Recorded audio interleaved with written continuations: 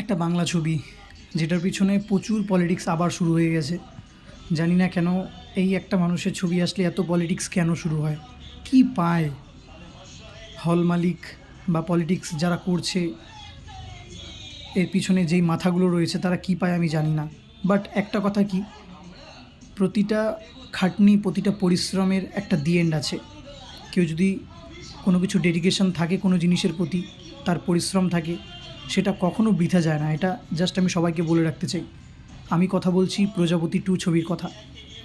দেবদা একটু আগে তার নিজের প্রোফাইল থেকে পোস্ট করলো যে একটা সিনেমা হলে তার ছবির পোস্টার লাগানো ছিল, সেটা খুলে অন্য একটা ছবির পোস্টার লাগানো হয়েছে। তো এটাও তো কোনো এক ধরনের পলিটিক্স।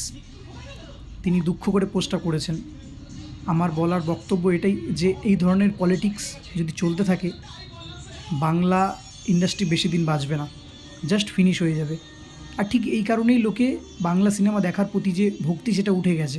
বাংলা সিনেমা মানে হ্যাঁ ওটিটিতে দেখে নেব বা পরে দেখে নেব, বাট আদার ল্যাঙ্গুয়েজে যখন ছবি আমরা কথা বলি সেটা অবশ্যই আমরা থিয়েটারে গিয়ে দেখতে যাচ্ছি, যতই খারাপ হোক, যতই খারাপ গল্প হোক।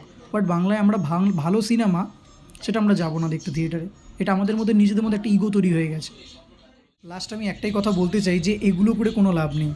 যদি নিজের ক্ষমতা থাকে, নিজের দম থাকে, তো একটা ভালো সিনেমা ভাই বানাও, তারপরে এই ধরনের পলিটিক্স করো, ঠিক আছে?